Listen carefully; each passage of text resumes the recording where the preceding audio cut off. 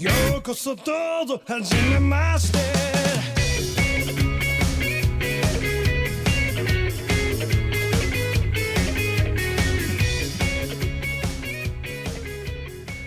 Hello, everyone. Welcome to the GLORIO Chat, the best anime podcast on the internet. While we, while we may be the best, there is, always room for improvement and to increase our lead, so to speak, I guess, on the competition. What do you mean lead? Aren't we the only anime podcast? There might be some others out there. I don't know. Whatever. There are a couple pretenders to the throne, but yeah. Scoundrel. Yeah, so I before we get too much into anything, I wanted to just mention we've got a couple changes we're trying out this season.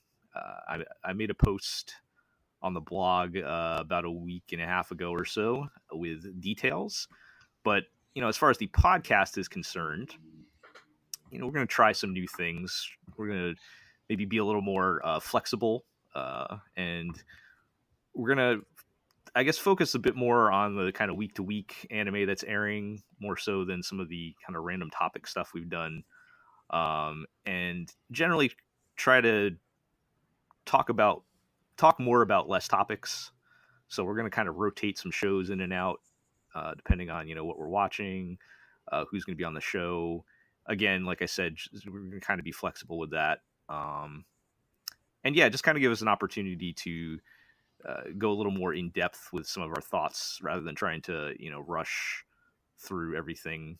As everyone is well aware, we have not hit our 90-minute target for our episodes, and I don't even know the last time we hit that, and we still might not, but we'll see how it goes. And as always, everybody out there listening, please let us know what you think. Give us your feedback. We appreciate it, and we'll keep trying to tweak things as we go along. So smash that like button. Yes. Like, comment, subscribe. We'll save all that for the end of the show. Save it for the end. Yes, but essentially, we are creating a quicker, leaner, healthier podcast for the growing needs of the new millennial generation. Okay. Sure. Yes, the new. Well, if we were doing that, we would be making up models for our virtual YouTubing careers and making a face rig. Aren't millennials kind of like old news at this point, because you guys are all hitting like your 30s? But I try not to think about it. So yeah. Anyway, let's his demographic. Let's because I'm too old. I'm so old that I don't care anymore. But I'm just saying. Let's just introduce everybody to kick off the show. I'm Gel. We have assembled Team GLORIO USA again this week. So we've got Iro. Hi. It's been a while since I've been on this one. Yes, Iro, you've returned finally. We'll finally have good transitions again. Putting pressure G, on me. We have G. Oh yes, Yo-Yo. And we have Marlon. What's up? All right, so yeah, so like I said, we're going to kind of talk about some of the currently airing kind of episode to episode anime stuff going on. And before we do that, though, there is one other thing I wanted to mention. Normally we don't talk about news on the podcast, but I felt like this was a pretty significant thing that happened. There's kind of a shift in the balance of power for the anime streaming services. Basically, in a nutshell, Funimation backed out of their deal with Crunchyroll, and shortly thereafter, in a, I guess, somewhat savvy move, Crunchyroll announced that they're partnering with HIDIVE through the service VRV. Which HIDIVE? Did somebody say HIDIVE? Yeah. You can watch Legend of the Galactic Heroes on HIDIVE. Yes. Tune in next time, and we'll see you all amongst the sea of stars. Wait. Yeah. Oh, wrong podcast. Yeah. Well, Starting to feel like surreal. We've always been at war with East Asia, kind of thing. Yeah. It's very strange, but just to kind of quickly go over what this means in practical terms. Starting November 9th, the deal between Funimation and Crunchyroll will be over. So what that will mean is all the cool old backlog shows, like probably Nichijou, that were added Yu Yu to Hakusho. Crunchyroll during the this deal, during the life of the deal, will no longer be on Crunchyroll. Also, if the Funimation channel on VRV will no longer be available. And obviously, they're not going to continue to co-license shows, so we're probably going to be back to the old days of, well, did Funny get it or Crunchyroll get it? And Or did Netflix get it, or did Amazon get it, or did HIDIVE get it? yes. Yeah, I feel like what we're starting to see is the return of the fragmentation of streaming services that, in all fairness, is not just affecting anime, it's kind of affecting streaming content as a whole. You have Disney and Sony and Fox all kind of announcing that they are pursuing their own streaming channels, their own streaming services, and you're beginning to see what happens once moneyed interests kind of sink their teeth into what was once, the new and far more convenient method of consuming content. It's once again becoming stratified in a, frankly, kind of a disconcerting way. Yeah, everybody wants the piece of the pie, basically. But I think in Funimation's case, they've kind of had a long history. I'm not going to get into all of it. They've had a long history of kind of running themselves into the ground and latching on to bigger companies. They also have a purple logo, so I'm basically saying they're the Captain Ginyu of anime streaming services. but they did attack something orange. Yeah, and they did. So maybe Crunchyroll is Goku in this case, but this development wasn't. But doesn't Funimation have Dragon Ball in this situation? Yeah, that's the irony, right? But don't think about it. This announcement wasn't like a huge shock because last year Funimation was purchased by Sony. So, whether this was Sony's idea or Funimation's idea, I'm going to say they were both very happy about this because, it benefits them. I don't think the deal with Crunchyroll was really helping Funimation. It was probably kind of more of a desperation move. But no, but also this is Sony we're talking about. Sony doesn't exactly have... Sony of Hotel Transylvania fame is not exactly well known for their multimedia savvy. Yeah, and playing nicely with others. Like they have a history of making proprietary memory sticks or not having crossplay in Fortnite. There's a lot of That's right. There's a lot of things Sony does not like to play well with others. So perhaps not a surprise, but disappointing nonetheless. I do want to point out kind of the one small silver lining, I guess, is the deal with HIDIVE. And it's not as good as the Funimation deal because I don't think they're just directly sharing catalogs. But is that not actually what's okay? Yeah, so I'll just explain because this is actually a pretty good deal still, though. So if anybody's not familiar with what VRV is, which I suspect a lot of people aren't, the VRV years are pronounced like Verve or something. I'm gonna call it VRV until told otherwise. But a new thing, or just remove all the vowels. Yeah. So, it's kind of like a sister company to Crunchyroll. They're both owned by a company called Elation, and it's sort of like a video aggregate thing where there's different channels. Honestly, the only thing like worthwhile on there is Crunchyroll. That's kind of like their crown jewel. But up until now, one of the other channels has been Funimation, so that if you had a premium subscription to VRV, which is only like $10, you can watch all the content from both Crunchyroll and from Funimation. So with the deal changing, Funimation channel is going to be gone from VRV, but now they're adding the HIDIVE channel. So you'll be able to watch all the content from Crunchyroll and HIDIVE if you get that $10 a month VRV subscription. So you can save a couple bucks there. Because I don't know, is Crunchyroll $10 currently? Marlon, do you know? I don't think it's that much. I thought it's still like $6 a month. Does that sound right? Is it? Do they still have like the 2 levels? I probably should have researched this beforehand, but anyway, I should probably check. Like I have the yearly level, so I actually. Isn't there level that comes with all the manga as well? Last time I checked, it was yeah, I like think you still get the something. premium access to Crunchyroll, which includes the manga. when you get the VRV. But yeah, either way, you end up saving at least a couple bucks doing it that way, Right. which is nice. So, nevertheless, though, HIDIVE's back catalog is not nearly as good as Funimation's. So, I don't know. They got Votoms and aside from Legend of Galactic Heroes and a couple of those really old shows, they don't have Nichijou. That's what I'm saying.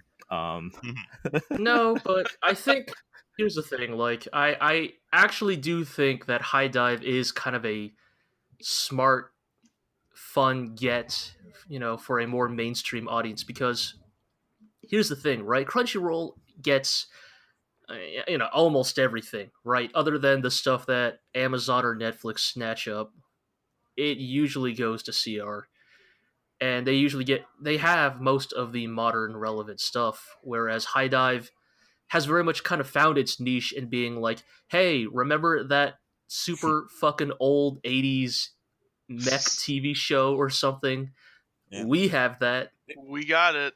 Like, HIDIVE knows they cannot compete on the who can get My Hero Academia rights, fight. Right. That's not a fight they can win. So they've kind of found another venue for them to work with, and so kind of having them together, at least to me, seems like, again, losing Funimation, not great, but I do think getting HIDIVE is a good. It's a good bit of mitigation on their part. Right, it's a consolation prize. Yeah. Yeah. Also, I should point out, Crunchyroll did specifically mention they will continue to, or both companies will continue to have My Hero Academia. So I guess everyone, yes, then the hot issues are taken care of. Everyone is agreed on that. But yes, maybe directed this action because I know personally I dropped my Funimation subscription the moment that the dub wasn't like week to week, which I know is kind of crappy, but I wanted to keep up with the show, and so I went back to the subs on Crunchyroll, and I didn't have any need for the Funimation subscription. So I wonder how many times that happened that they saw, oh, we have all these subscriptions for the times that we have the simuldub, and then they just drop off once we don't. Yeah, I have a feeling they were in bad shape beforehand anyways, so I don't know if that even mattered. But, I'm sure they wanted to break free and try to make money again, at their next opportunity, which apparently came with Sony. So interesting. Sony said they're going to try to take Funimation international, which is interesting because Funimation has always been an American licensing company strictly. So we'll see how that goes. Still not going to get a Funimation subscription is all I'm saying. All right, so let's move along then and talk about some actual anime. And we'll start by talking about a very extremely late first look. Kyoto Animation has finally decided to grace us with their presence, and they aired the first episode of Tsurune, which it airs Sundays. So just so everybody knows, we're recording on Saturday, so the episode 2 is not aired. But if the podcast is going up Monday, it will have aired. But so we're only talking about episode 1 at the moment. And I don't know if we got really much to say because it's exactly what we thought it was going to be. Yup. Archery boys. Good old KyoAni, like pretty boys working out their emotional issues via some sort of sport that we can animate. Yep. We have our heavily. Looking stoically into the distance. We have our main guy who really loved doing what is the specific Kudo, which is like a archery thing. I don't really know a whole lot about it. Sorry, everybody.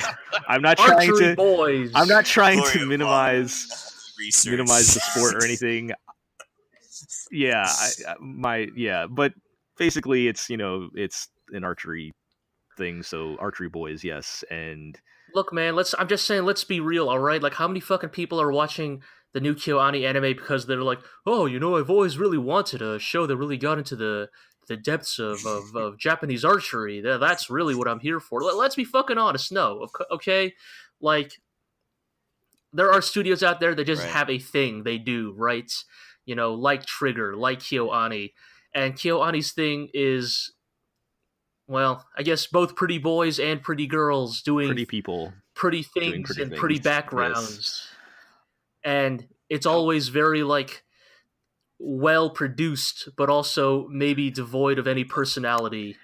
Like Yeah. that's what you're here for, and that's what you're going to keep getting. In the same way that every Trigger anime's last episode will involve them fighting in space, every KyoAni anime will have some fucking boy or girl kind of dealing with their teenage sense of melancholy and isolation, only to find emotional fulfillment in whatever the given task or occupation girl. of the show is. I mean, that happens quite a bit too. I think that's kind of what makes me the most sad about the show and recent KyoAni shows is like they don't have any like life or soul to them anymore. Like I feel like 5+ years ago or whatever when they were making shows, you might not have liked them, but they had like energy to them.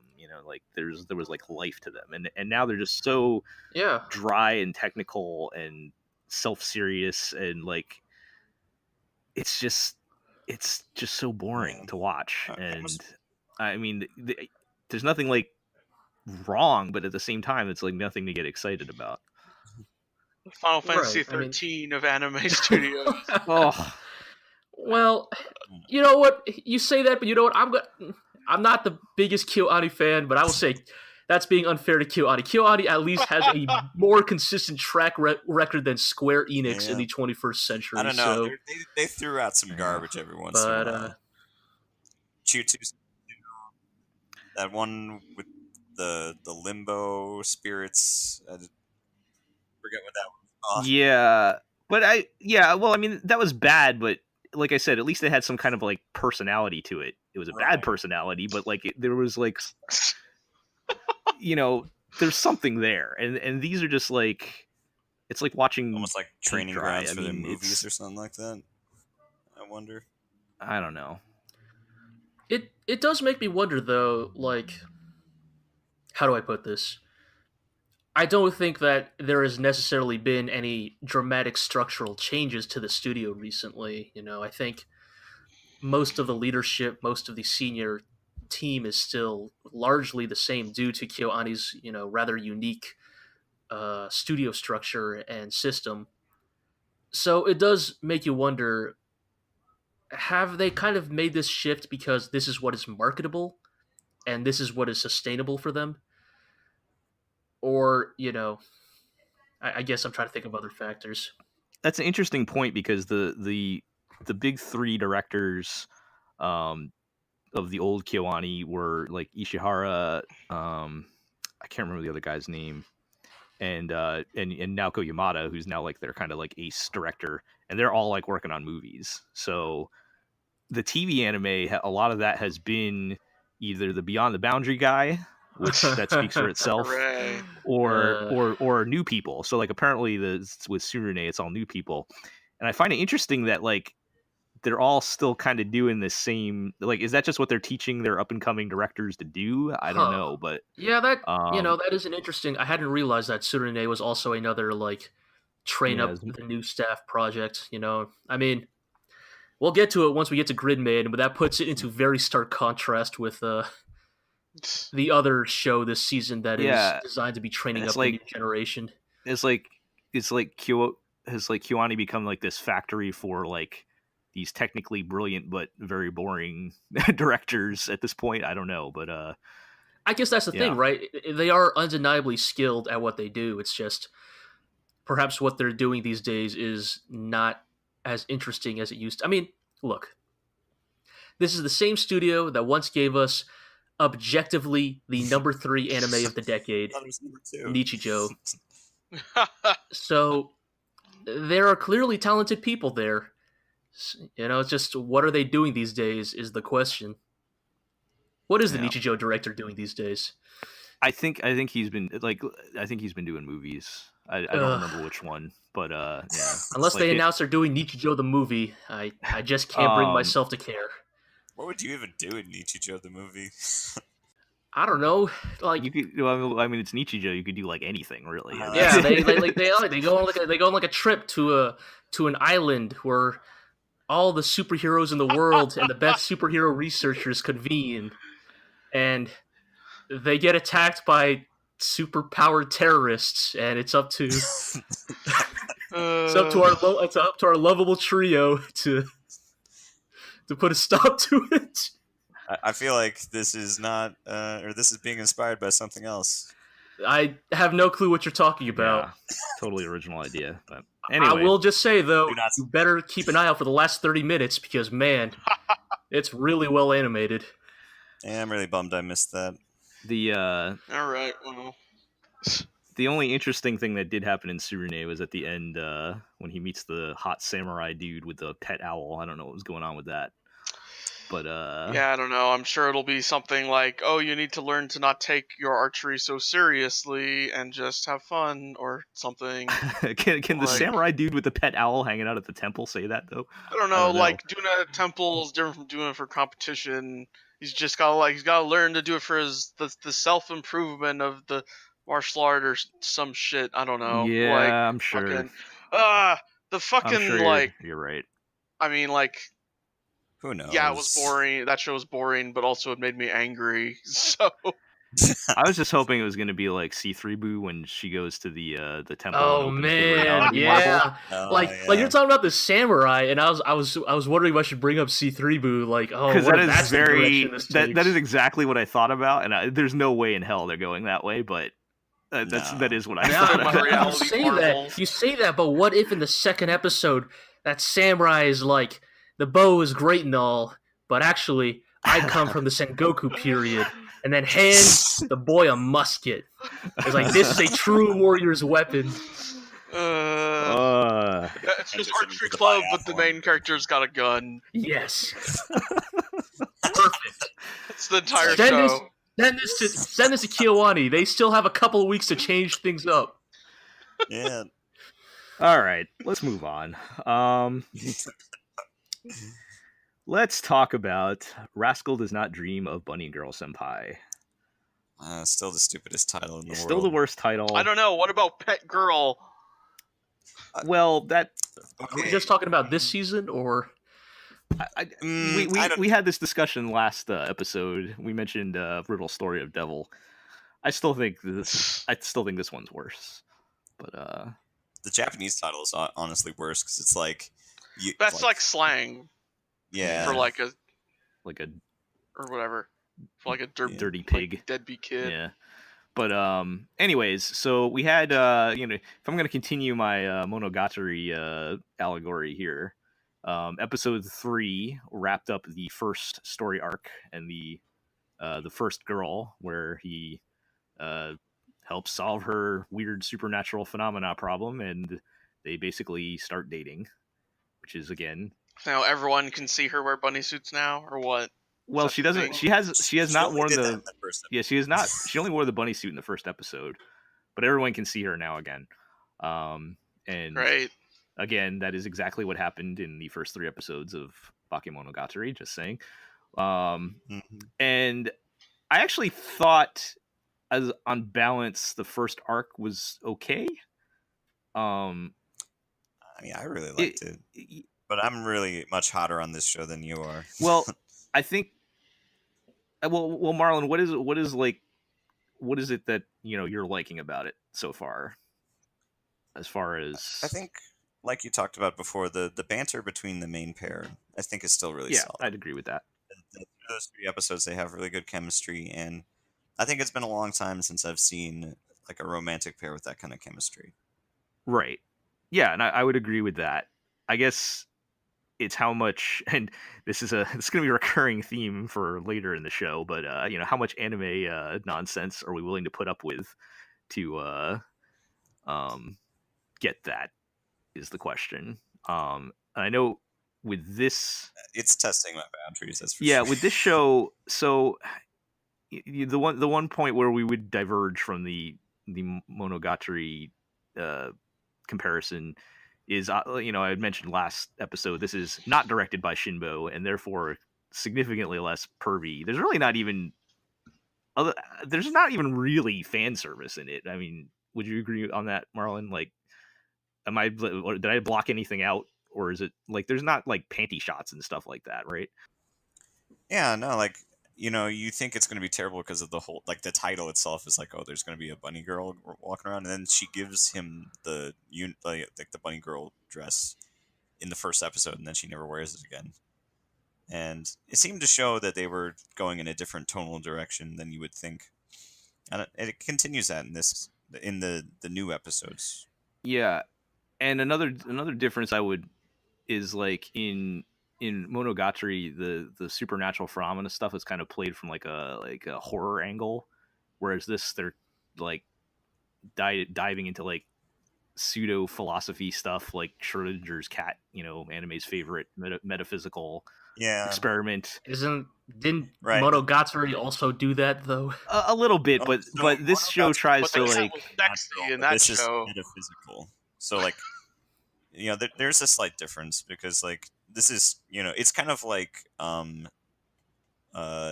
you know, like VLR or 999, where it's dealing with pseudoscience and plays with it in a way that makes it seem we get some Ice 9 up in this shit, huh? All right. Yeah, like exactly that kind of stuff where it's like Schrodinger's cat was why she was disappearing.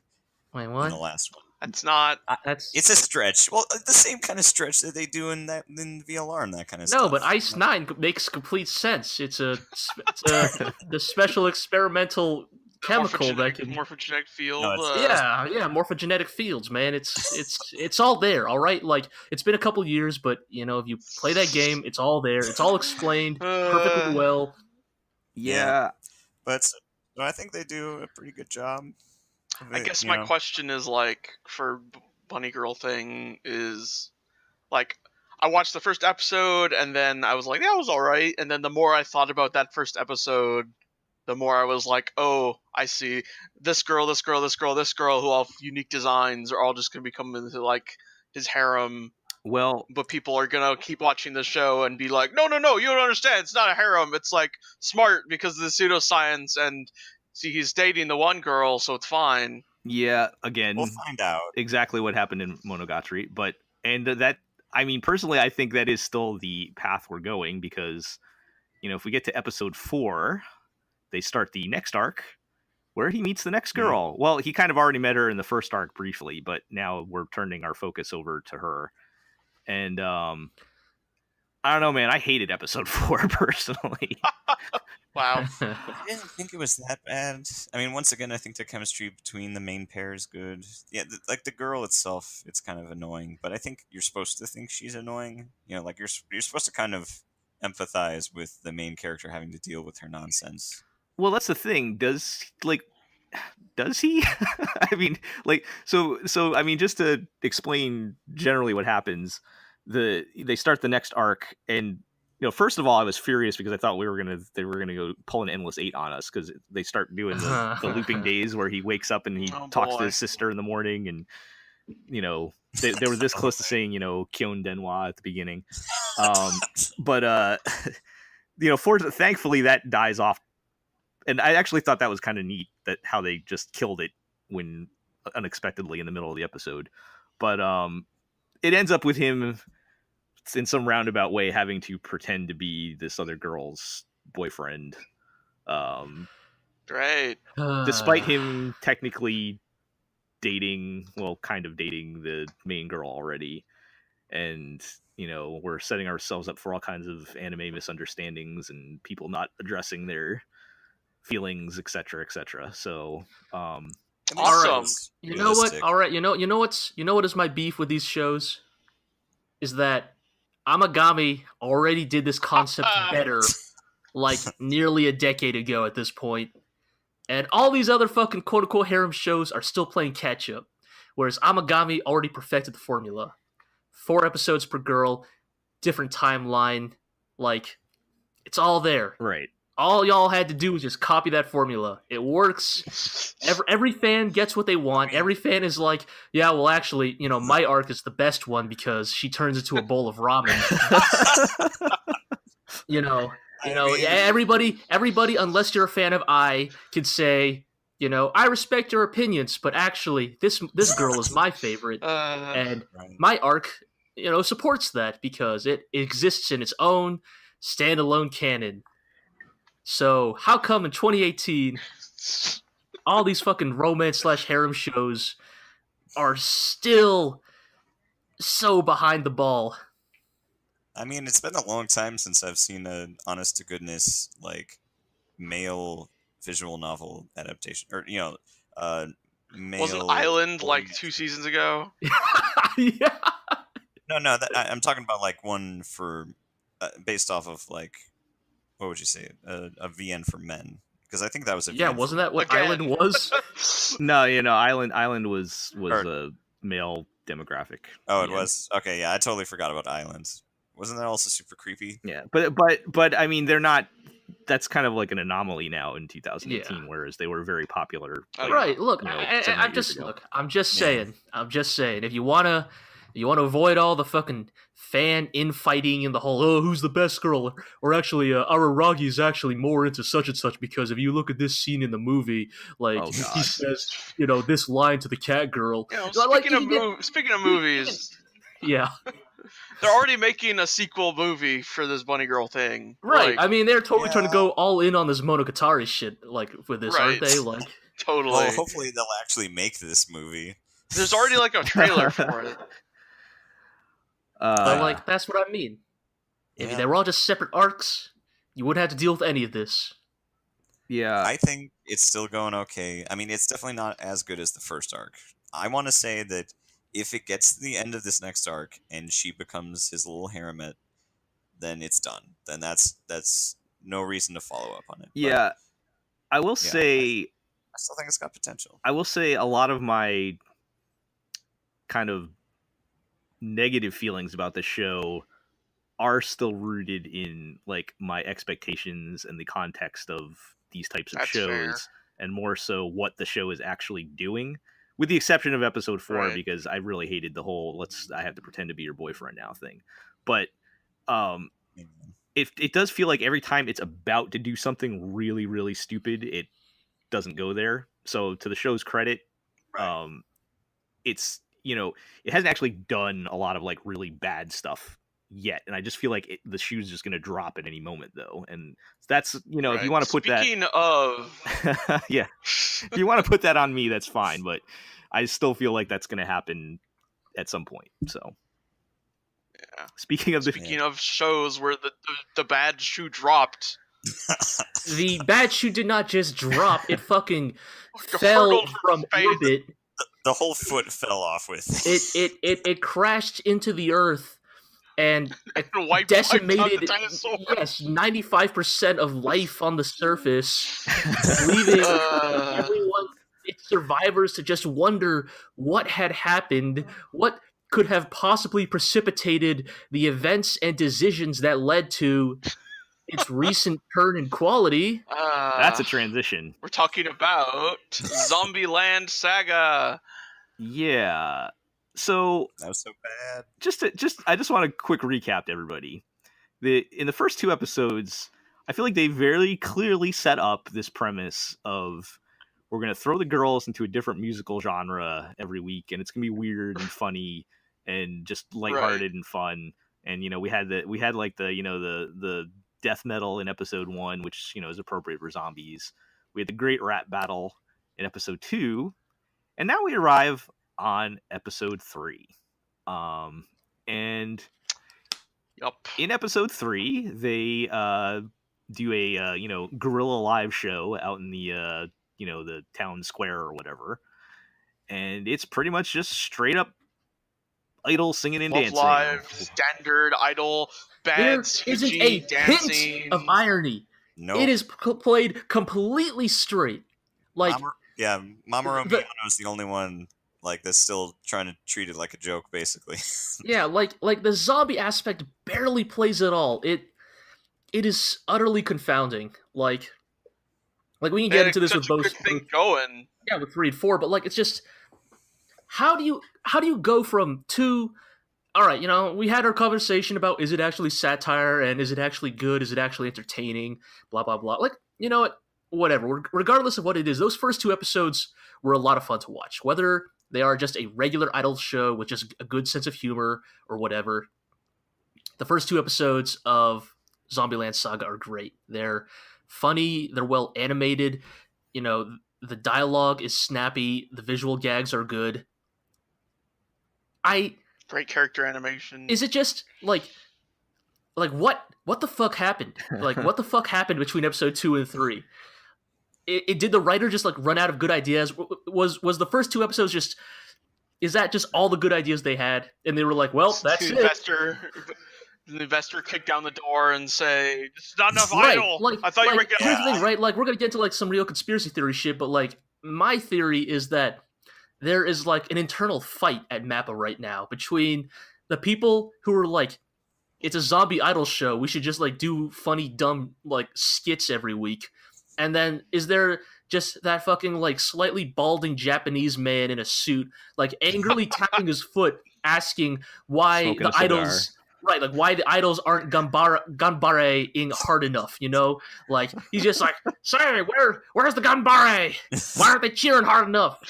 Yeah, because where's the glow sticks? They more glow sticks. ganbare pretty hard in episode 3 and 4. Yeah, like which you fucking literally like without a hint of irony in episode 4. Like I know we're skipping around, but in episode 4, we can just go right to 4 because they're pretty much package them together. Without a hint of irony, you have the scene where all the girls get into a circle and they're all like, oh, I don't know what if we can do it, but I'm gonna try hard. And then the next girl's like, I always put 100% into everything. And the next girl's like, me too. And then the fourth girl's like, this might be interesting. I want to put my all into this too. It's like, it's not a joke. It's not a bit.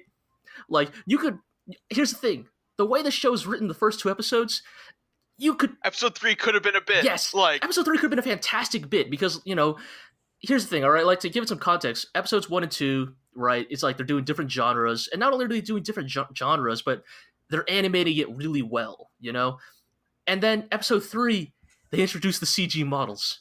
The fucking idol master ass. Same idol stuff that's in every idol show. And it looks like world. Shit. Yeah, like I just want to point out, I think they look even worse than normal. Like they look like a Miku Miku dance mod or something like that. And you know what is the astounding thing? I've been looking at quarters of the internet who are like, actually, for idol shows, the CG's actually really good. That's really good? Excuse me?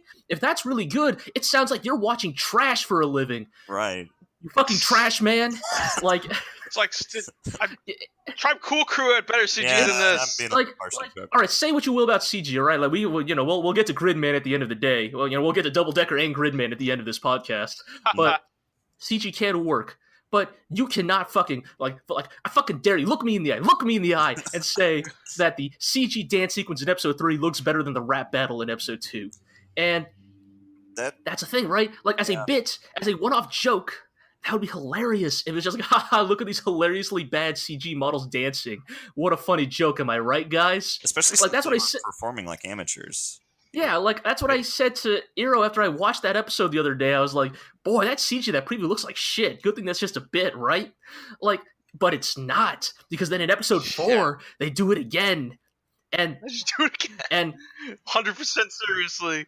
You could have looked at episode 3 as, like Marlon just said, they were amateurs. All right, we tried the idol thing. Haha, it's funny. Didn't work. Let's move on to the next, whatever.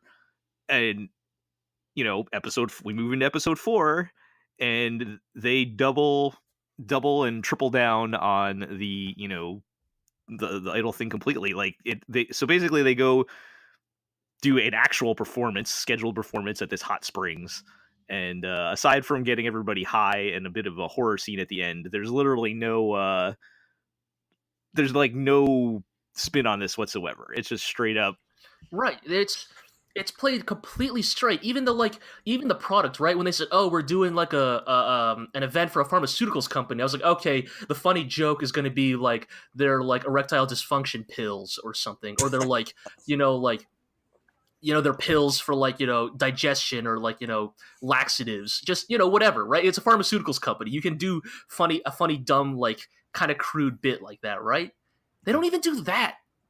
They literally say, "Oh, what's the product? Oh, wow, this product's fantastic. I love this product. It gives me so much energy."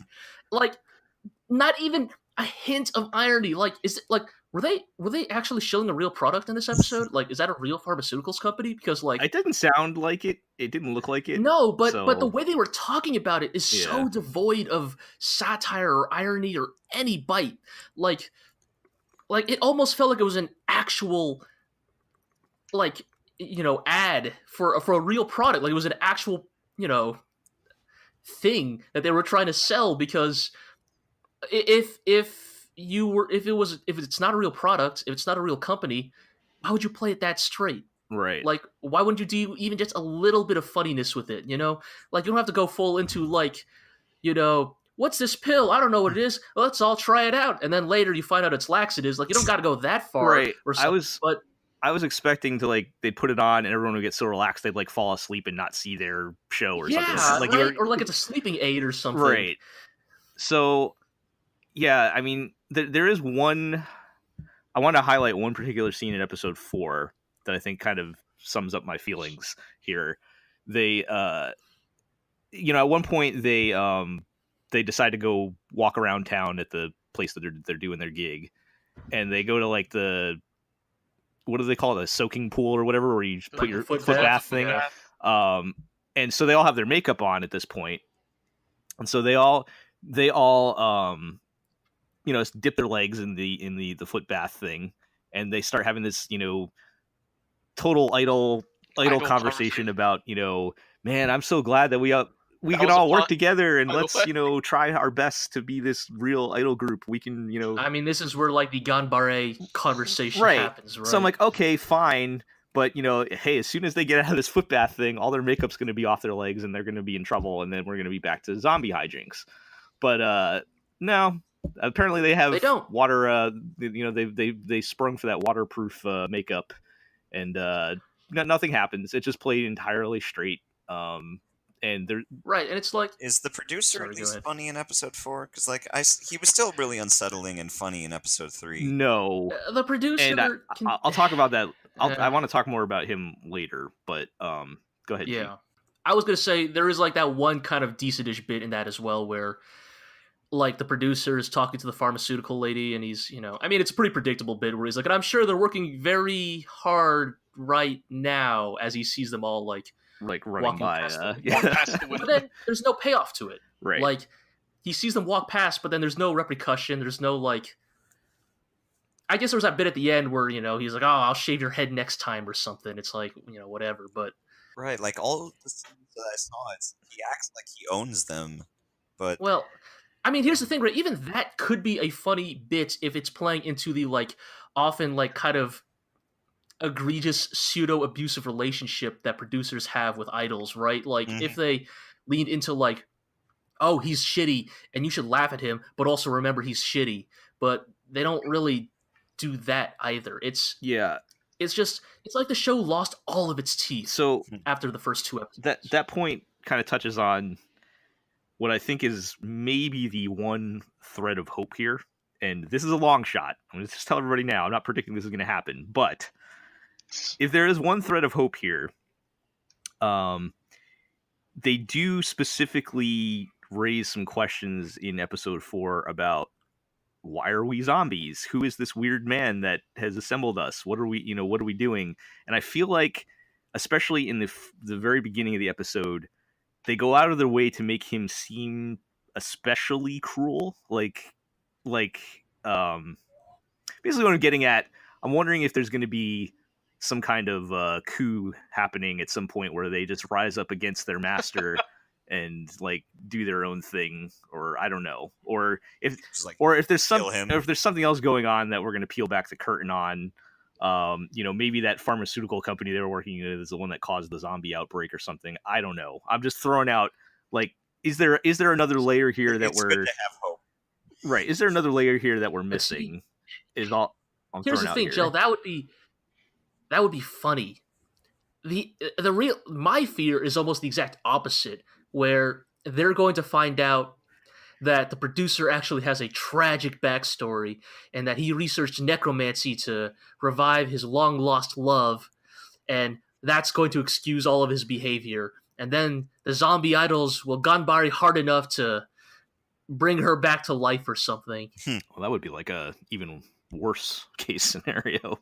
But I mean, that's why I said I think if your scenario is like the optimistic way you could maybe salvage this show, my assumption is this is the actual dark, depressing, boring, unfunny, poorly written direction this show is actually threatening to take.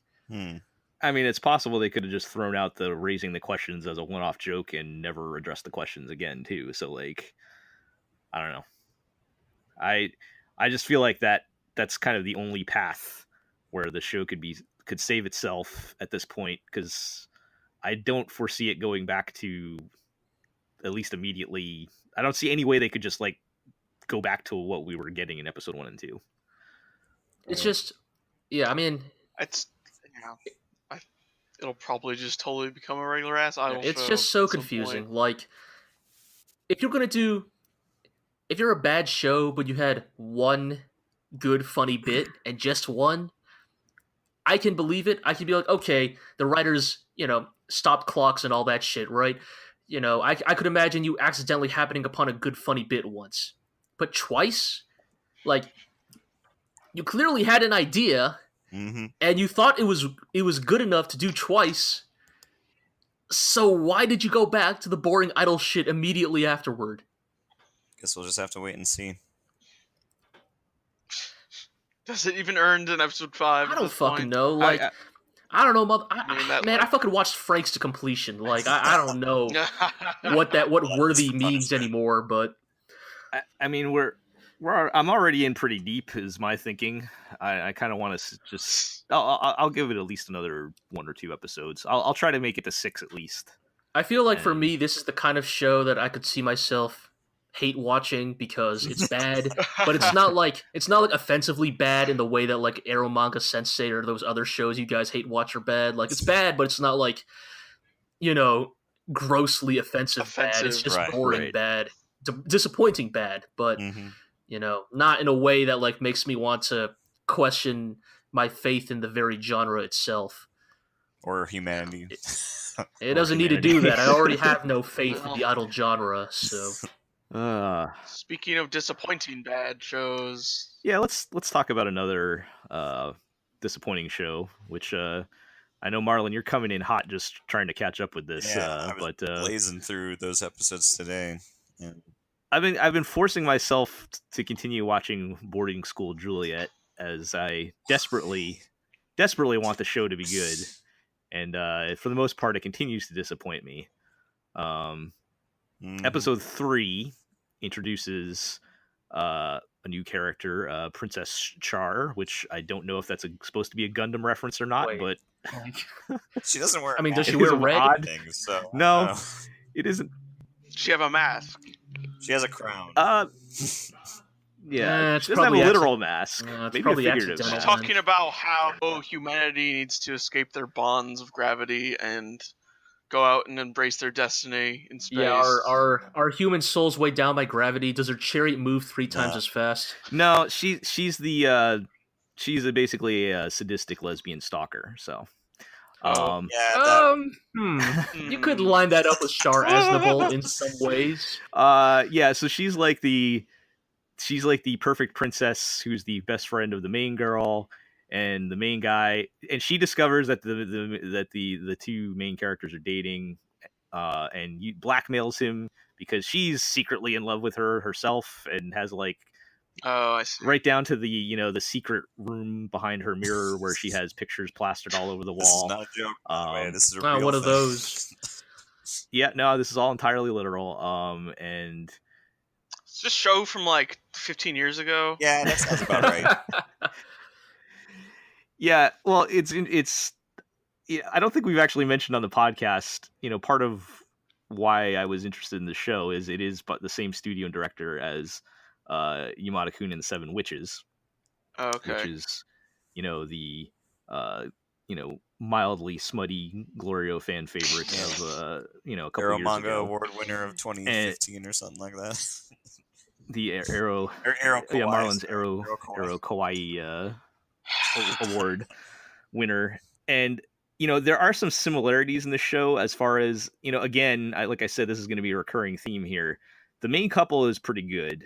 They kind of have a nice kind of equal relationship. They generally try to be very, open and honest with each other, which is something I always appreciate in anime relationships. Right. And that, again, the core of that is the core of the show is good. And again, and it's just how much anime nonsense are you willing to put up with? And in episode 3, it's the obsessive lesbian stalker who also, we were talking about this earlier. I feel like there's a lot of weird foot fetish stuff going on in anime the past couple weeks here. Yeah, we got to talk about the foot discourse in anime. We need I think we'll talk a little bit more about that in Gridman, but I feel like. Well, I mean that show just has a penchant for legs in general. Like legs are fine. I'm willing to have the leg discourse in anime. The foot discourse. We're talking very specifically feet. This new girl, and also in episode 4, there's a lot of how would I put it? I think they're trying to appeal to the quote unquote "please step on me" crowd. All right. If you get where I'm, I got you. If you get where I'm going with that I got you. Yeah. It's interesting. It is masochistic stuff in both episodes. They do that back to back with 2 different characters, because in episode 4, they decide to focus on the main guy's like second in command, who is this obviously cute girl that is clearly in love with him, and of course is his childhood friend or whatever, and she's very sweet and nice until she puts her glasses on and her personality changes. Oh boy, again, this is a show made 15 years ago. Like, yeah, no, seriously, the more you talk about this show, the more it sounds like something from, and she basically turns into another sadistic, let's say, disciplinarian character. Yep. And I guess I did kind of like in episode 4, and Marlon, I know you didn't get a chance to finish this one, but so I don't know how far you got. At some point, she's clearly in love with him, and you figure this is just going to be a secret forever. Right. But they're also friends. So at some point, she actually confesses to him, which is kind of shocking. I thought this was just going to go on for the rest of the show. And the main guy's like, well, we're very close friends. I can trust her. I'm going to tell her the truth so that, she deserves to know the truth about him dating the other girl, which seems like the right thing to do. Right. For and so teenager, that seems like a terrible idea. I think that's actually probably the mature response there. It's the mature thing, but you're not dealing with mature characters. Right. Well, what I thought was going to happen is he was going to tell her, and she was going to say, start crying, scream "Baka," and run off. Right. Yeah. But she's like, no. You know what? The code of our faction states that I have to kill you now. So right. She grabs a sword and chases him around, attempting to murder him. So I felt like that was a pretty good twist. And I know, Marlon, you didn't finish it. They do eventually kind of work it out in the end, right? So that I expected as much. We're left with kind of this core group of people that know their secret now, which should help kind of. One of the problems I had is, I mentioned, I feel like the premise kind of painted the author into a corner where you can only do so much of the, we're secretly dating, we have to make sure nobody finds out stuff. Right. Like, you can only realistically drag that out for so long. Mm-hmm. And I feel like having a couple people that know will help keep that going, I guess, without being too ridiculous. But Does that mean that guy voiced by Araraki is gonna have to get in on the secret? Because he's like the most annoying character by far. the guy with the padlock for an earring. Yeah, Scott. No, Scott. Wait, padlock for That's a look. Who? Which one? Which one is he? The guy that's like Juliet's stalker. Oh, Like her second in command, the glasses with glasses. Yeah. Yeah. How many stalkers are in this show? There's Several. a few. At least Yeah. 3. Great. So you're saying Marlon he's gonna have to find out as well? I think so. That seems to be the way things are going. Like, is it just gonna end up where everybody knows, but they don't know everybody knows? Probably. So just like this is just gonna become like Nisekoi or something. Well, Nisekoi like was more presented as a harem, whereas this show, I don't think there's I guess there's right. any there's like no question. Like, this dude like doesn't even like, he's immediately, I need to tell her, no, I'm not interested in you. Like, there's no question that who the main couple is here. So is there a Mercutio equivalent? I feel like that would be the girl. The one that we're talking about that's in love with him. From this episode? Yeah. I mean, as far as like a best friend. Yeah, I mean, she is like his closest friend, basically. Everybody else kind of hates him, to be honest. I don't think anyone's going to get stabbed, if that's what you're asking. Well, then why would I even watch this show? Yeah. So anyway, a lot of there continues to be a lot of bad fan service, and by that I mean like just like totally random. Let's zoom in on body parts stuff, like feet, like feet, maybe feet. It might be other parts. Or garter belts. Oh, now I know why Marlon's watching this show. Shut your mouth. It's like again, if we're gonna go back to the Yamada-kun comparison, Marlon and I were kind of talking about why is that different. Like, everybody was just kind of, that show kind of had a premise where everybody just was kind of into each other and wanted to make out with each other, and it just felt like I also don't remember there being just like random people. So a show about polyamory. I'm sure some people may have interpreted it that way, but I don't know. And I didn't feel like there was a lot of just like the random let's zoom in on this girl's chest just because we can stuff going on. I mean, it just kind of had it out there all the time was the thing. Right. It kind of normalized it, I guess, to where it was like, and it was all consensual for the most part. So just like, consensual for the most part. Yeah, that's what we said before. That is a sequence of words right there. When your method of activating stunning endorsement, when your method of activating powers is by kissing people. I'm not gonna. Are you serious? I'm not gonna finish that sentence. Let's just move on. I never watched that show. Wait, are you fucking? Is that the actual premise? Yes, that is the actual premise. In Yamada-kun and the Seven Witches, yes, to activate the power, they have to kiss. I feel like people were making crude jokes about anime like that in the early 2000s. Like, it very much feels like an early 2000s anime. Like, not just that, but more like, oh man, anime is so fucking insipid and creatively bankrupt that they would write anime about like, oh, protagonist-kun, the only way I can power up is if you kiss me. Like, well, I mean, it's not like they like seek after him for it. It's more just that. Yeah, it's. Oh, it's strictly business, of course. Yeah. It's not, well, maybe sometimes. It sounds bad on paper, but trust us, it's pretty good. Yeah. Really, No, I promise. It sounds pretty bad. Period. But they just don't know Gel. They just don't know. Yeah. Nobody understands us. Yeah. Anyways, that's another discussion for another time. Getting back to Boarding School Juliet. While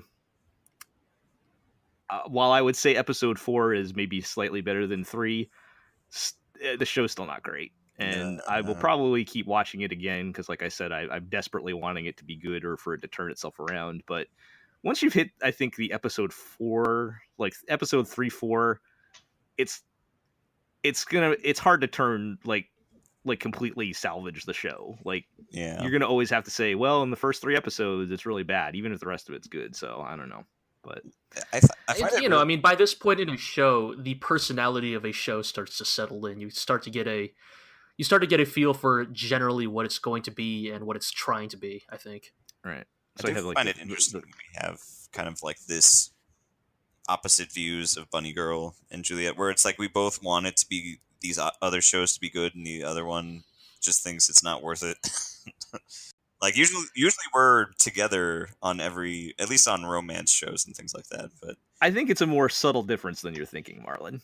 Well, yeah. To be fair, I don't think either show is really worth it, but I don't know. Sounds like you guys. I find them interesting to watch, enough to watch at least and talk about at least. But right. yeah. What were you saying? Sounds like you guys should watch some actually good anime, like the next thing on our list. That's true. Double Decker. All right. So this is the only one on here I'm not watching, so you guys are gonna have to take the lead on it. But I do believe, Hell yeah, since it airs on Sunday, and again we're recording Saturday, the only new episode since we last talked about it was 5. So what do we? How's that been going? It's good. Still pretty I good. think it's still pretty good. The thing with episode 5 is like, so far, I think the show's been at its best when it's just kind of this like, kind of goofy police sitcom type show. Yeah. But this episode is sort of the like first quote unquote plot episode where they're trying to like get into the like meta plot of the entire series, and so it kind of, because it's just inherently more serious, it kind of just isn't as fun. Yeah. I mean, but you kind of need an episode. I think it's a solid episode, but I will agree that, in essence, because it is designed around revealing to us who our, quote unquote, true villain is, and what is probably going to be the primary plot for the rest of the series, I think what I need to see now is where the show goes from here. Basically, is this going to be the kind of police procedural sitcom show, to use like a real, to use a live action equivalent?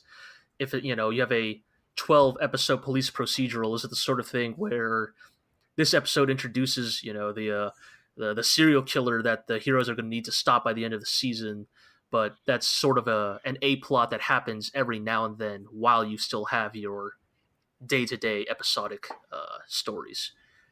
Because if we are just all in on busting Esperanza and taking out, the gang leaders and all that shit, I think it could still be fun, but I really do think that show's strength is just the day-to-day antics. Yeah. I mean, next episode preview is literally says like, now that we've got the plot started, let's go somewhere else. So... Right. There is definitely still that awareness to the show that gives me a lot of hope. Yeah, they seem to know what they're doing. Yeah. And you still have the humor in this episode, again, explaining humor never really works out, but the bit at the very start where the narrator's just like, we're not going to even show you how Kirill and Derek met because it was stupid. Or when Kirill starts to once again try to explain his tragic backstory with his long-lost sister, and Derek literally stops paying attention halfway through or something. Right. Is the narrator the best character at this point? Maybe. Oh, the narrator's pretty good. They're all pretty good. I love like not like unobjective narrators are. Yes, that's definitely it's definitely the case here. That's always fun. But nothing's quite topped that asshole line from episode 4. But yes, it's going to be hard to beat that. That was just a fantastic joke. Are we? Is this show in danger then? If you're saying it's getting more serious, of doing what Tiger and Bunny did on their final arc, where So yes, that is definitely my worry, because did you guys watch the second season of Tiger and Bunny? I did. I watched the whole thing. Yeah, I watched the whole thing. Okay, then you guys know what I'm talking about when it's like, I do have my worries because Tiger and Bunny suffered a similar fate of starting off as this fun, kind of goofy buddy cop hero story, and then they introduced the serious plot, and I feel like that did not hold up nearly as well as the day-to-day stuff. So I do have that worry with Double Decker, but It seems like it's just too jokey, though. Like, the characters are Yeah. too not serious to carry that kind of plot, and like they understand how to use their characters, that they won't succumb to that. With Tiger and Bunny, it was kind of like they always were a bit serious, other than the old guy. I forget whoever that tiger is. Kotetsu. Yeah. And Yeah, I think they won't fall into that same mistake here. yeah. From what you guys are telling me, Double Decker does sound more comedy focused, because like Marlon was saying with Tiger and Bunny, it was, you know, a superhero show, so there were comedy elements, but there were also, you know, more serious parts as well throughout. So maybe they'll stay more focused this time. I mean, not only that, but I think this is only getting 12 episodes, Yeah. 13 episodes, one core. So I don't think they can afford to get that serious anyway. Right. Yeah, I mean, which brings us to the like CG stuff. Yeah, so because this is a serious episode with quote-unquote serious action, Right. They I spent feel most like- of it in their combat gear, which means a CG Yeah. model. Mm-hmm. so there are parts of this episode that just really stick out because of not how good they look, basically. Yeah. You know, yes, you have the part where they spend a lot of this episode in their CG combat gear, and yes, Sunrise's CG has gotten better since the Tiger and Bunny days, but because it's CG people instead of CG power armor, it sticks out a lot more. There are just little tiny scenes, little tiny movements that when they, or how I put it this way, there are shots in this episode that hold just a little too long on the CG models, and basically just make it really obvious, A, that they're CG, but B, how much they don't quite look as good as the hand-drawn stuff. Yeah. Yeah, like when if it holds on a still of a 2D still for like a certain amount of time, you don't notice because it's 2D still, whatever. But like when that same still is the 3D models, it just doesn't look right. Yeah, like there's a scene where like we all watch anime, we all know that there are cost-cutting measures. You know, we all know about the panning still montage, right? Like when you just have like 4 or 5 shots in a row that are just still shots that are panning with voiceover, and we all kind of understand what it's trying to communicate, right? The passing of time, the passing of a repetitive, predictable action that doesn't necessarily need to be animated for us to understand. This episode of Double Decker does that, but they're painting stills of CG, and it looks really awful. And it doesn't seem necessary either. Like, there'll be some times where it's just, yeah, like you said, for a couple seconds, and why couldn't they have just drawn a 2D model there? It's not like it's doing a lot of complicated movements. Again, this is why it leads maybe some evidence to my theory that Double Decker is very much intended to be Sunrise's testbed for their future CG works. Yeah. Essentially serving as a place for them to kind of get a better handle for how and where and when to use CG in anime. Because here's the thing, I don't love it, but CG is becoming increasingly common in anime. It has been for years now, and in some cases, as we'll talk about with our next show, it is getting better. It is being used better. Animators are slowly beginning to utilize its strengths while minimizing its weaknesses. Yep. And it is a thing that I think will take time. It will take multiple tries. It will take multiple failures. A part of me wonders why, when Majestic Prince already perfected it, but Those are still robots, though. Yes, so I mean that's the thing, right? I think they're trying to get into people more as a, just to see if it can be done. And I don't know, the prognosis I feel like with Double Decker is you're getting closer, but you're not quite there yet. Right. All right. Yeah. But the writing and stuff is still very fun. Yes, totally. One last thing before we head off. Did they kill off Dan Aykroyd in this episode? Like, I'm just looking at this name, and I'm like, I've never seen any other name spelled like that. Oh, A. Kroyd. I mean, Well, A was the name of the head of the leader of Esperanza. A Kroyd, as in, fucking, I already forget the name of the SNL bad guy. Z or whatever killed A, right? Yeah. So A Kroyd. Though, yes, also I was thinking, oh, are they gonna like show a picture of A and it's just gonna be fucking Dan Aykroyd? But that would have been a great bit. Alas, they did not. They did not this give was us. Blood Blockade Battlefront. They might have done that. Yeah, BBB would have totally done that. All right. Would have had like black bars over his eyes or something. But... All right. So well. we'll probably have more. Like I said, we only had the one episode this week. By the time we loop back around again, we'll probably have more episodes to cover on that. But all right. Let's move along to the show that we literally watched minutes before the podcast, and that is Gridman. We had episode. Please, Superhuman Samurai Cyber Squad Gridman. SSSS Gridman. I'm sorry for not paying proper respects to the show, but look, man, SSSS Gridman is not only a send up to the original Gridman, but also the thing that Iro just said that I can never remember the full title of. That's way too long. It is. Same as Mighty Morphing Power Rangers. Gridman would have just been the old Toku show. This is SSSS Gridman. Yes. Anyway, so we had another 2 solid episodes. Yeah, the show's real good. I feel like both of these are start kind of really getting into some of the actual like themes and messages of the show. But in episode 3, we had it's the title defeat, and as the title implies, Gridman kind of has his first bit of a setback here, temporary as it is, and we're introduced to some more of the cast, some of Samurai Caliber's friends. Yes, the Neon Genesis Junior High students who really don't look like students anymore, but no, that girl. I'm fairly confident they're not actually in junior high, but that's. I don't know what you're talking about, man. When did we have this discussion? Couple episodes ago? Was it with Chio and Ando looking like he's 40 but being 20 or something?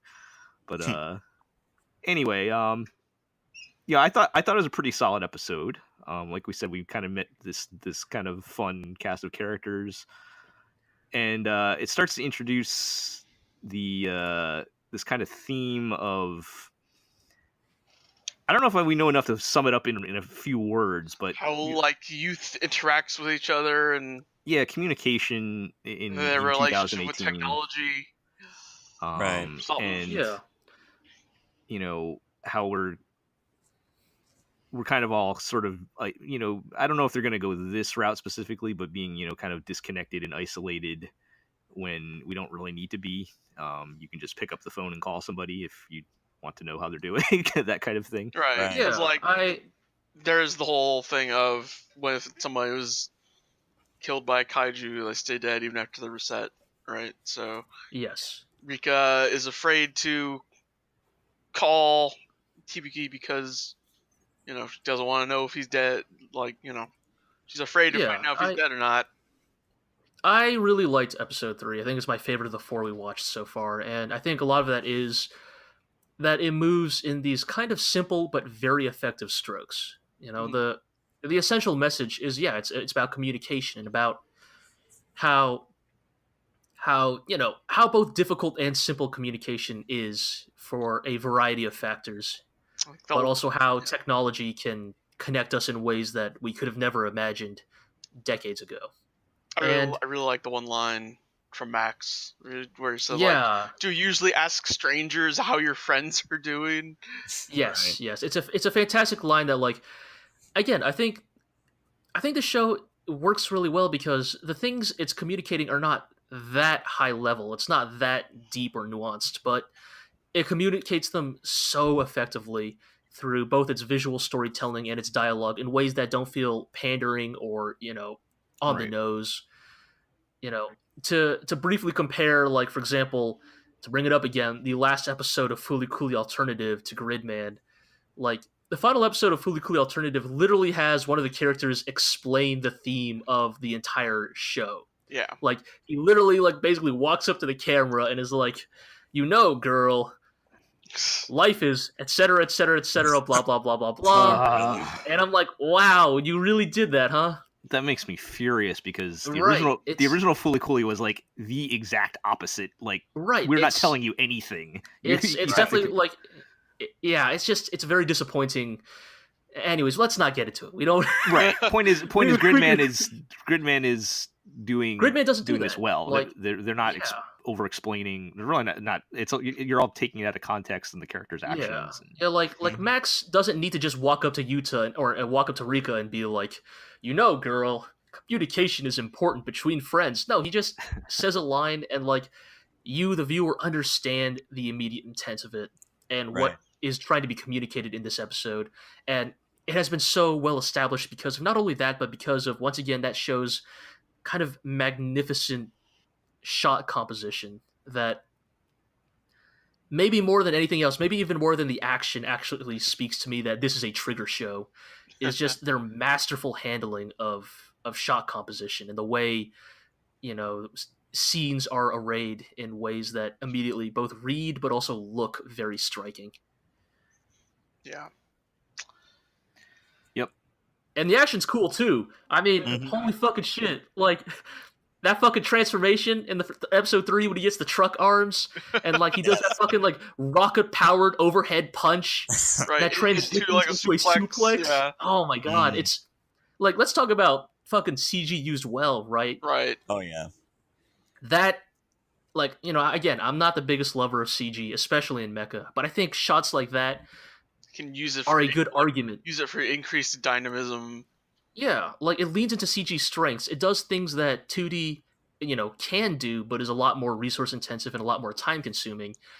And it shows that the guys that are working on that show really understand the tools they're working with, and they understand the strengths of them, because the CG shows up where it's necessary and where it can be used well, like that shot. That they're like, here's the thing: they're also unafraid to just constantly swap between 2D and 3D. Yeah, and they it's that like feeling that they know that the viewer is not gonna be pulled out of it. They know that the viewer will accept it in the same way that, like, even in traditional 2D animation, like even in 2D animation before CG, you know, when you zoomed away from the robot, it was always less detailed.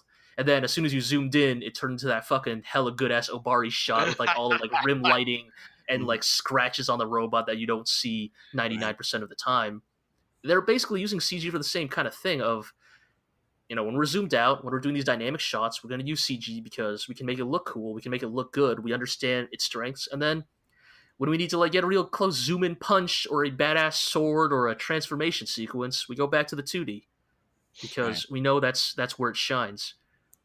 Do we think there's going to be, like, kind of a reference in every one of the attack moves? Because you can see kind of, you know, the classic sword pose. I don't know if...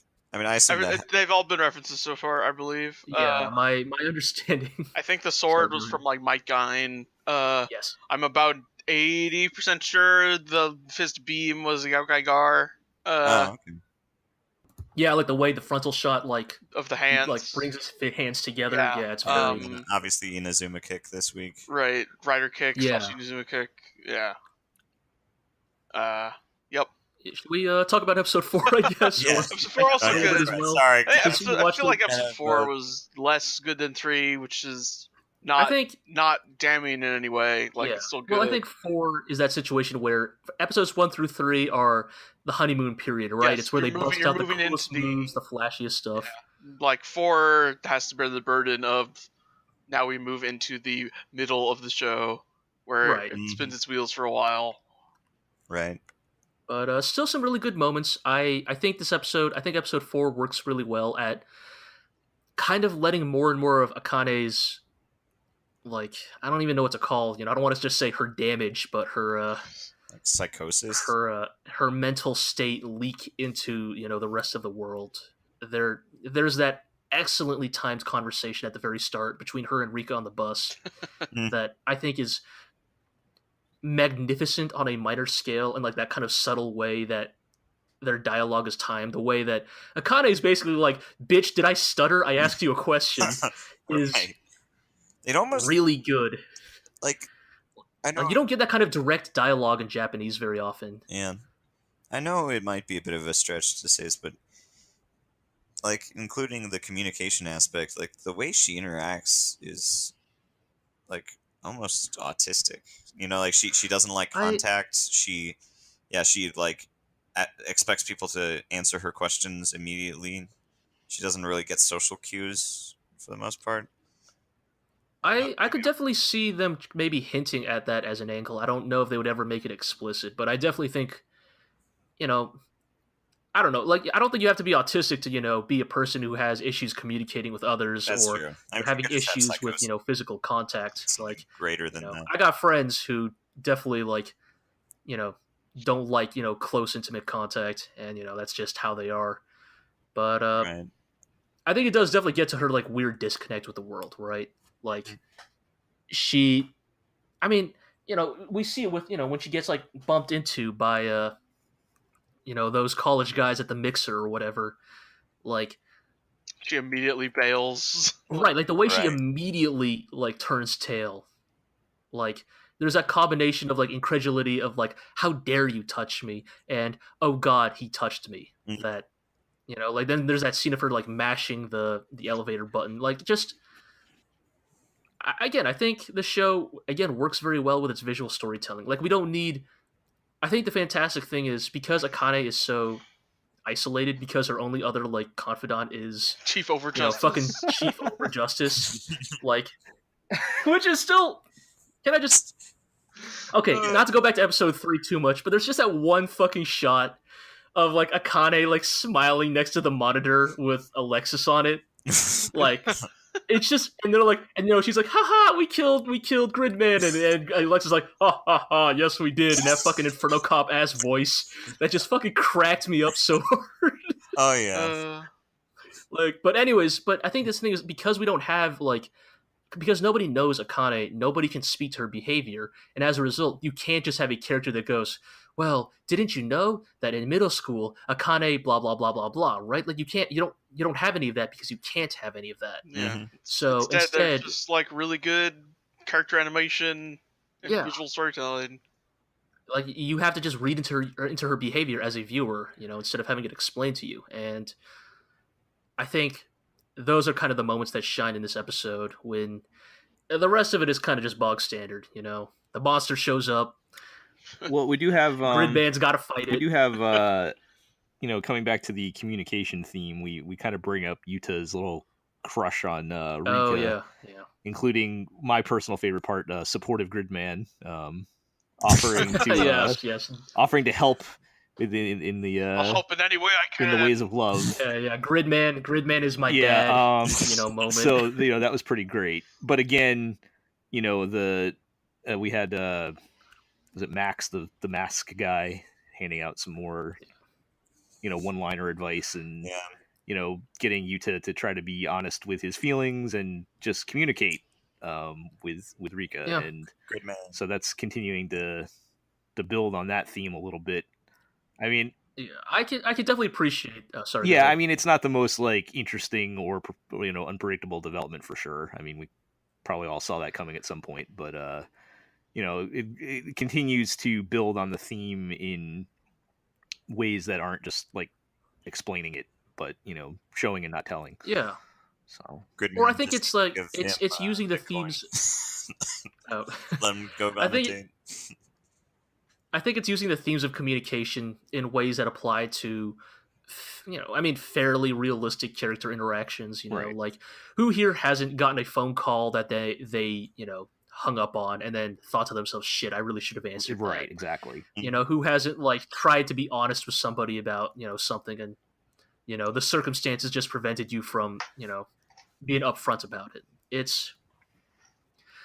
And yes, I think, again, I can kind of appreciate, there's a weird part of me that appreciates that Max is the one that keeps giving this advice. This motherfucker wearing this Inferno, this Ninja Slayer ass fucking face mask that he can mysteriously eat through is pretty good. it feels, I think You said it the best, I think, where you said this is a show that is unlike anything else Trigger has made, but it is also a show that only Trigger could have made. Right. Like, when you think about Trigger stuff, you don't think about, like, understated character, like, interactions or, like, quiet moments, but also, like, but they're doing that really well. But also, like, the shit, like, everyone being based off a Transformer, or Right. Max, like, eating through his face mask.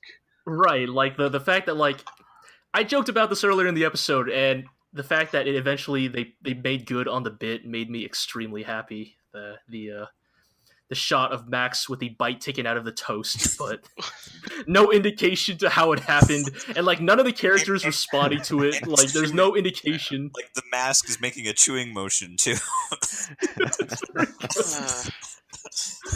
Like, it's those like dumb little bits that also remind you that, oh, okay, this is still also a Trigger show in like those good fun little ways. All right. I like it a lot. I think it might be the best show of the season. Oh, for sure. So far. I'm very curious where it goes, because 2018 is already such a competitive year. Yeah, and it's real rough. I was ready to kind of like, prepare to like think about Gridman in that way, but I wasn't actually ready to commit to the idea of like, what if Gridman is actually a contender for anime of the year? But it's going in a strong enough direction. Do you think you guys if you can keep it up like think this? You guys haven't even watched Lion.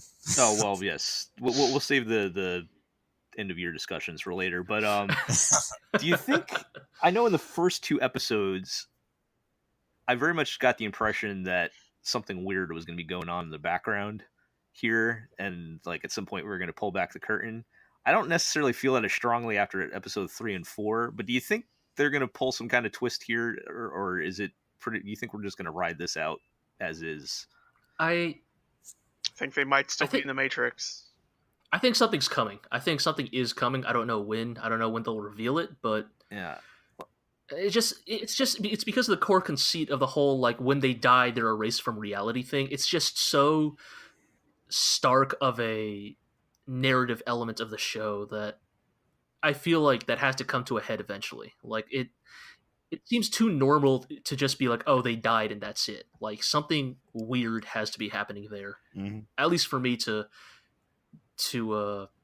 appreciate what they're doing with it as a narrative device. I always point to what's her name, Akane, how she's like appears to be some kind of toku nerd or whatever, and she builds the kaiju models to make the monsters. Like, is that gonna turn to some fourth wall breaking thing? Like, is there gonna be a live action segment at some point, some weird bizarre thing like that? Oh man. I don't know if that would happen, but I'm just going to say if it does, you heard it here first. That would be a thing Trigger would do. I'd see. Yeah, where it's like they go to to Iroh's point, where they're in the Matrix, so to speak, and we go in the real world and we see some real live action toku stuff at some point. That would be interesting.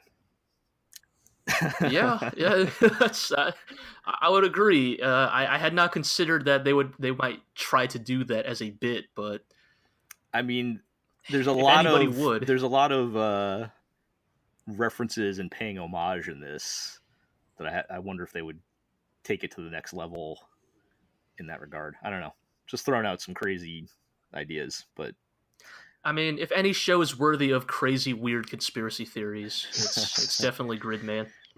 Are we going to get that Transformers crossover? I mean, it's already happening. Yeah, everyone's a Transformer. So, is this all a simulation in the Transformers universe? Who knows? But show's good though. Show's good. Even if you take all the weird conspiracy, even if it just stayed course, I think it would still be a good show, if only on the strength of its presentation and storytelling, and it's fun. Yeah. So I do want to highlight that the writer is like good. The person writing the scripts has worked on a lot of toku, and also GLORIO favorite Rage of Bahamut-Genesis. They got the right. I didn't realize that. Right person for the job. Mm-hmm. So, Yeah. all right. Well, that will just about do it then for this week's episode, and we're finishing up right on time. So let's just do some of our usual housekeeping. You can read everything we write at theglorioblog.com. Like I said, I would say if you haven't seen it, go check out my post on the changes of what our mid-season coverage is going to be like. We do have we just still do have ongoing coverage, our normal Toku coverage of Kamen Rider, and I know Chris has been doing Ultraman, and you got, I think Zig and G, you guys are actually doing posts for Gridman, correct? We are, yes. We are doing weekly coverage for it, or trying to, anyways. We will see how our schedules turn out, but we would like to keep covering this show as long as we're able to. Right. So stay tuned for that, everybody. Or you can go check out. I know you guys did get a post or two out already, so you can go check that out. And you can follow us on Twitter at the Glorio Blog. You can subscribe to the podcast on iTunes. We are now on Podbean, and something. I am going to keep chipping away at getting us on other services. You can also find us on YouTube. I do not have a nice URL for everybody because we need more subscribers. So please like, comment, subscribe on videos. I'm missing anything else? Should I plug our other podcast? Yes. Go ahead, guys. Briefly? Shout out to Legend of the Glorio Heroes. Yes, our sister podcast that airs in the same feed. We are getting into some interesting stuff in Legend of the Galactic Heroes, and I would say keep an ear out for upcoming news on new developments for the podcast. We're working on something special for the end of the first season. Yeah. So look forward to it. A surprise twist worthy of Legend of Galactic Heroes. Yes. Indeed. All right. Yeah. All right. So that'll do it. Thanks, guys, for being on. Thanks, everybody out there, for listening, and we will catch you next time. Later.